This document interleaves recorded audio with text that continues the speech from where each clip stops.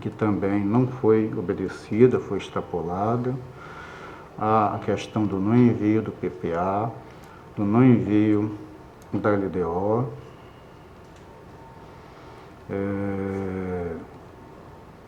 o descumprimento do mínimo em aplicação no Fundeb, o não encaminhamento dos processos licitatórios ocorridos no exercício, ajuste de contas, as divergências de informações contidas na LOA, as divergências de valores na dívida fundada, de cerca de R$ 98.241, a ausência de inventário analítico dos bens móveis e imóveis em conformidade com a legislação da Corte.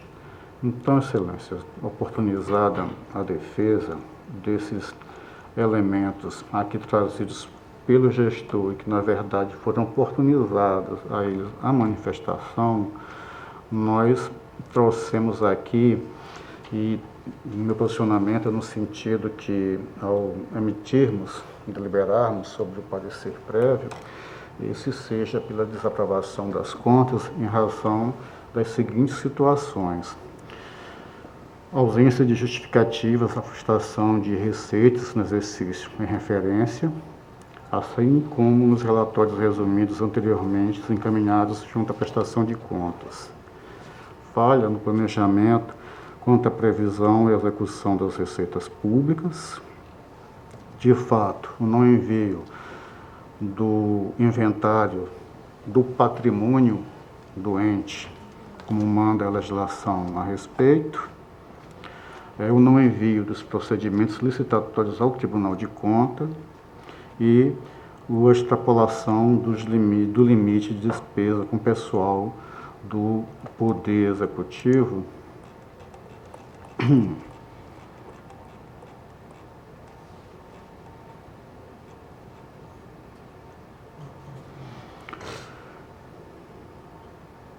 cujo percentual atingiu 61,41%, bem acima daquele valor máximo de 54%. Então, Excelência, essas são as minhas razões que me levam a preferir voto nesse sentido, senhor presidente, demais dispositivos de praxe. Ok. Em discussão, o processo relatado pelo conselheiro Anselmo. Em votação, conselheiro Fernando. Senhor presidente, da mesma forma do processo anterior, como não foi registrado dano ao erário, nós estamos tratando de um processo de 2012, nós estamos com 10 anos de decurso de prazo, portanto, com todas as linhas também pela verificação, posicionamento do Ministério Público, mas eu entendo que a duração razoável do tempo e prejudicar bastante o manejo de qualquer recurso, nós opinamos, como anteriormente, pela aprovação com as ressalvas levantadas pelo conselheiro relator. Conselheiro Rodrigo. Senhor presidente, eu vou pedir vista dos autos. Ok. Solicitado vista pelo conselheiro Rodrigo. Excelência. Pois não vou a palavra. Tenho o processo 6043 de 2013. Esse aqui é o processo de contas de governo do gestor do município de Limoeiro, de Anadia, exercício financeiro de 2012. Dele consta o relatório AFDEFAFON número 109 de 2013, com suas manifestações.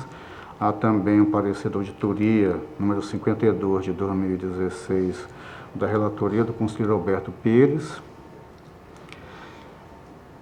e também o parecer ministerial número 3237 de 2017, tendo ocorrido o seu trâmite normal, a oportunização de defesa ao gestor, dilação de prazo só por este deferida, e assim por derradeiro, tendo voltado o gabinete, tendo voltado o processo novamente ao Ministério Público, após as manifestações, né, do gestor, a o parecer novamente do Ministério Público número 421 de 2020, e a informação que não houve, né, conforme o relatório da diretoria, inspeção em loco no município no respectivo exercício. Esse seria o relatório, senhor presidente. Doutora Estela. Bem, nesses autos, o Ministério Público de Contas inicialmente exarão parecer no sentido da rejeição das contas, com base em diversas irregularidades detectadas, principalmente no parecer da auditoria. Em sequência, foi oportunizada a defesa ao gestor, mas as irregularidades, em sua grande maioria, foram mantidas, né, na análise técnica, e o parecer do Ministério Público conclusivo, ao final da fase de instrução, foi também no sentido da rejeição. Eu vou me abster de elencar as irregularidades, já que o conselheiro relator fará essa descrição no seu relatório. Ok, conselheira Cel.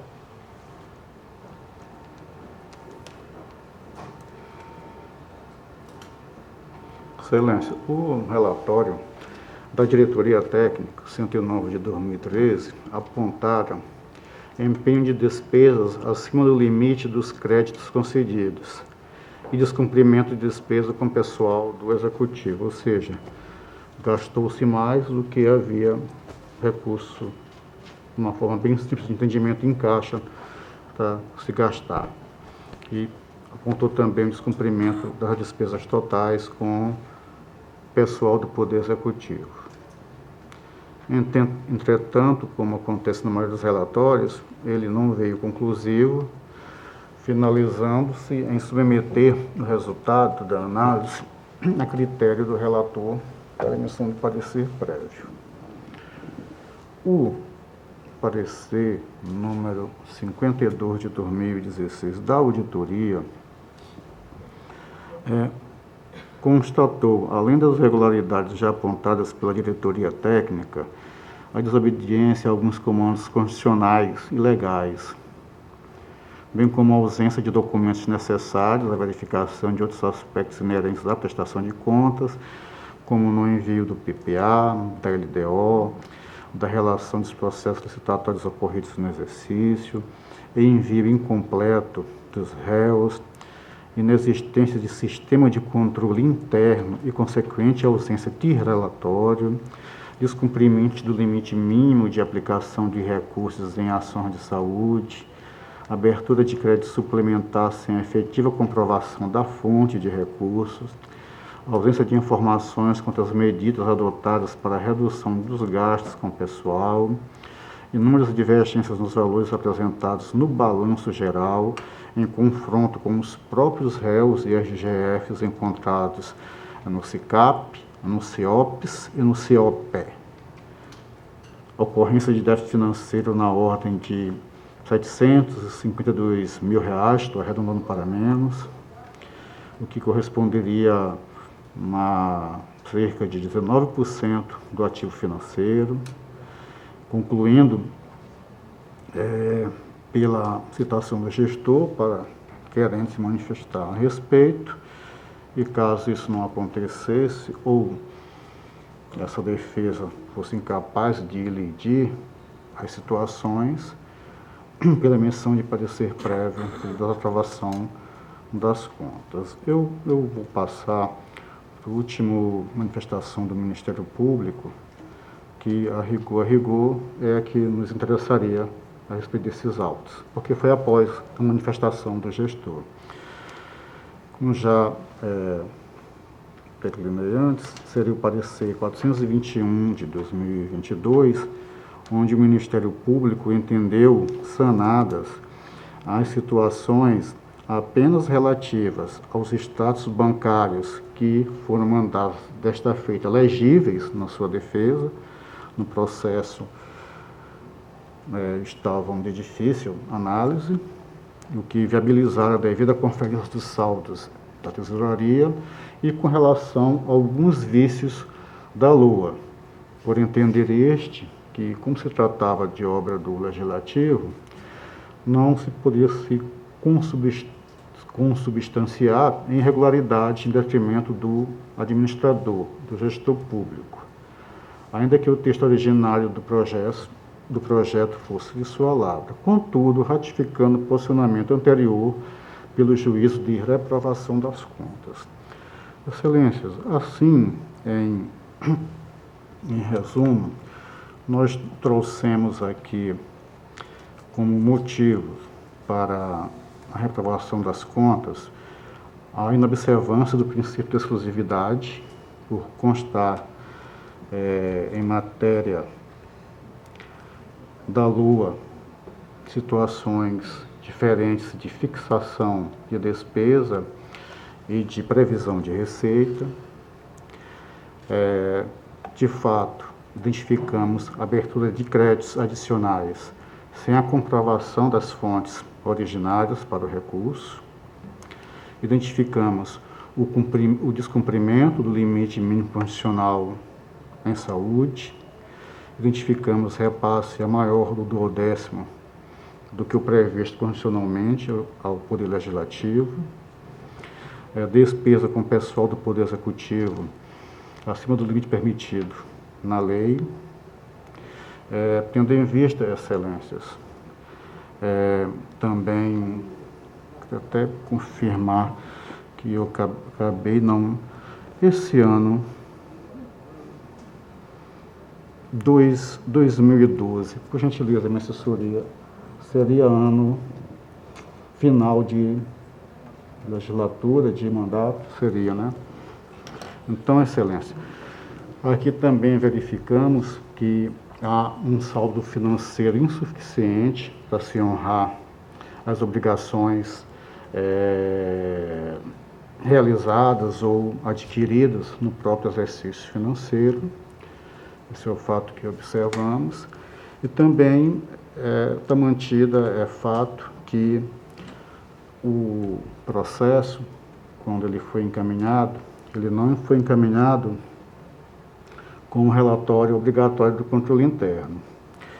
Após a oitiva do gestor, foi encaminhado esse relatório do controle interno, mas ele foi um relatório parcial, acho em dois sentidos, tanto na questão temporal, que aparentemente analisou somente os 3 primeiros meses da gestão, e também em seu conteúdo, porque nada daquilo que foi identificado na Corte de Contas foi objeto de apontamento pelo parecer, pelo relatório, pelo certificado de controle interno obrigatório, tal qual consta em normativo interno que trata da matéria, o que por si só, mesmo que todos os outros elementos fossem positivos, poderia causar a reprovação das contas do gestor, emissão de parecer prévio,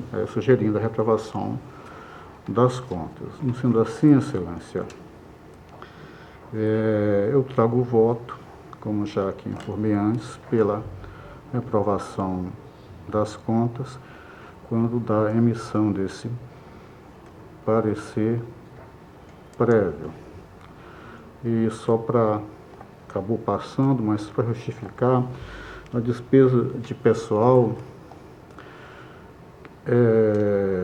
foi na ordem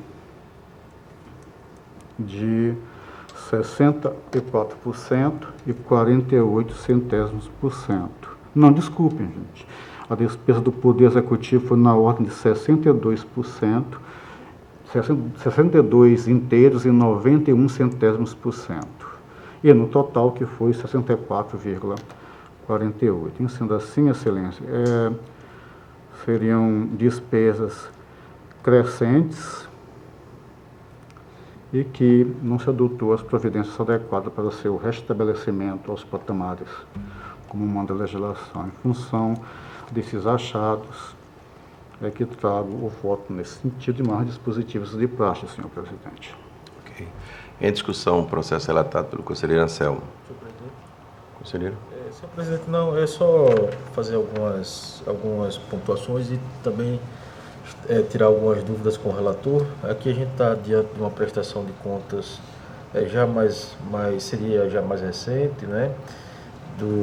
Em que a Diretoria de Fiscalização emitiu um pronunciamento em 2013 e a instrução foi efetivamente concluída em 2016, né? 2016 com parecer na época da auditoria, quando essa fazia a instrução, emitindo o parecer a respeito das contas. Eu fiquei com algumas dúvidas essas que também pertinem ao processo anterior, mas eu não quis naquele primeiro momento ocupar muito o plenário com essas dúvidas, a razão pela qual eu ressalto talvez a necessidade da gente implantar efetivamente a prática de compartilhar os votos com antecedência para que a gente possa ter uma consciência melhor sobre aquilo que nós estamos votando, né? Dentro desse espírito colaborativo inaugurado pelo conselheiro Fernando e que eu estou tentando reproduzir também no nosso gabinete. Então eu fiz algumas anotações aqui rapidamente do que foi falado pelo conselheiro Anselmo, como por exemplo alguns achados de auditoria mencionados pelo gabinete dos auditores, como por exemplo despesa acima de créditos concedidos, né? Isso Vossa Excelência não está acolhendo esse entendimento, né? Também temos total despesa com pessoal acima do limite, que esse seria um ponto específico em que o nosso gabinete entende que não pode ensejar a rejeição de contas, haja visto que existe uma previsão na Lei de Responsabilidade Fiscal quanto à responsabilização institucional financeira, né? E que o que a Lei de Responsabilidade Fiscal determina é que o gestor seja alertado para que nos próximos 2 quadrimestres ele possa adequar as despesas ao patamar preconizado na Lei de Responsabilidade Fiscal. Daí porque nós entendemos, nesse caso específico, que a responsabilidade do gestor só recairia se ele, após transcorrido aqueles 2 quadrimestres, não fizesse o reenquadramento previsto, né, na Lei de Responsabilidade Fiscal, após, evidentemente, o alerta expedido pelo Tribunal de Contas.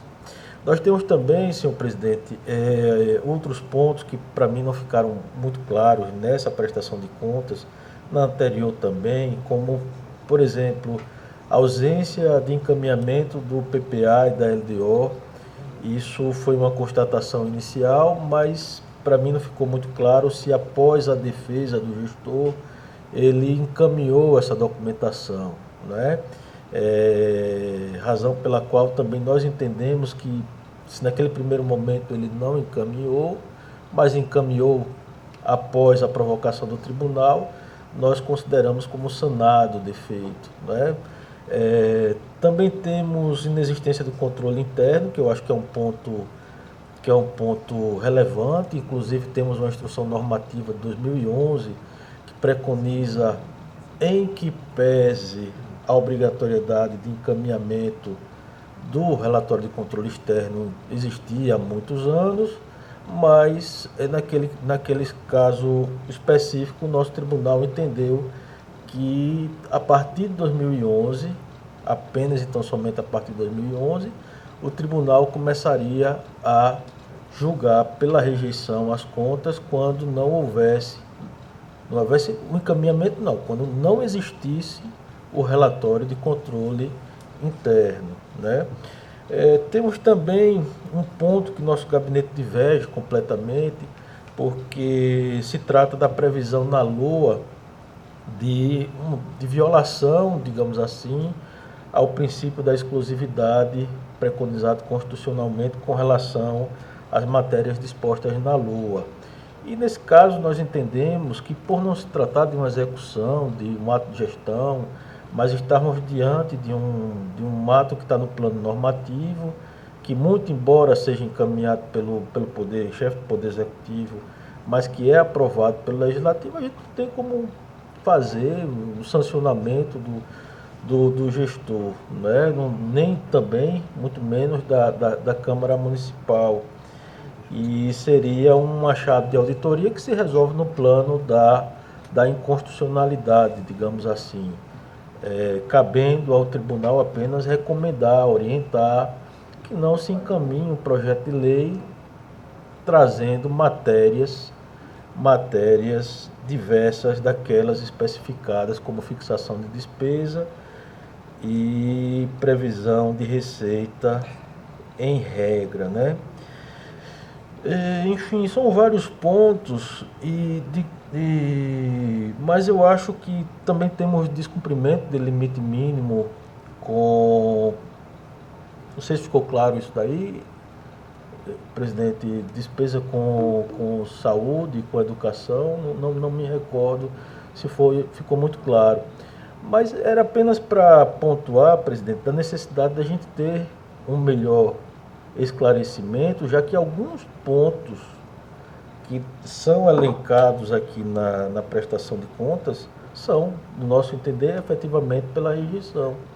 De modo que, já me antecipando meu voto, eu acompanho o voto do relator, por se tratar de uma prestação de contas já recente, com instrução concluída em 2016, senhor presidente.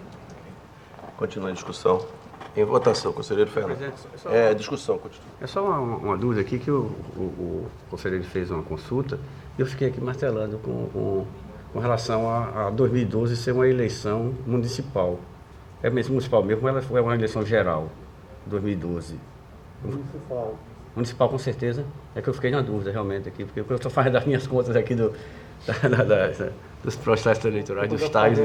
Anos pares, eu fico calculando de trás para frente, 4 anos, aí, 2012, para não dar uma informação aqui. 2012 fosse uma eleição geral e não municipal. Mas eu podia estar errado também, por isso que eu estou fazendo a consulta novamente. Não, só essa dúvida, senhor presidente. Então, conselheiro Fernando. Eu vou pedir vista desse processo, senhor presidente, para dar uma examinada. Então, solicitado vista pelo conselheiro Fernando. Continua com a palavra, conselheiro Anselmo. Excelência, eu acho que minha pauta está encerrada para o dia de hoje. Okay. Então, conselheira Maria Cleide. Senhor presidente, eu solicito adiamento desse processo para a próxima terça-feira. Ok. Irei pautar para a próxima terça-feira. Ok, então, pela ordem, Rodrigo, conselheiro Rodrigo. Conselheiro Fernando. Conselheiro Fernando. Senhor presidente, senhoras conselheiras, senhores conselheiros, senhora do Ministério Público, trago para relatar o processo TC de número 4711 de 2009, que todos os senhores já tiveram acesso a esse voto, que eu já distribuí. Trata da prestação de conta do governo da senhora Tereza de Fátima Cedrim, na qualidade de gestora do município de Lagoa Grande, durante o exercício financeiro de 2008, protocolado nessa Igreja Corte Legislativa, no dia 20 de abril de 2009, por meio de ofício sem número de 2009. Os autos foram submetidos à análise da Diretoria de Fiscalização Municipal, que elaborou o relatório auto de favor número 161 de 2014, que se manifestou acerca da irregularidade das contas apresentadas, da regularidade da conta apresentada. Em seguida, os autos aportados do Ministério Público de Contas, que através de parecer de número 2174 de 2018, não manifestou sobre a presente, por se tratar de processo antigo, em apertadíssima síntese ao relatório, senhor presidente. Estela. Bem, como relatado, não houve manifestação de mérito, porque se trata de contas referentes ao exercício 2008. Conselheiro Fernando.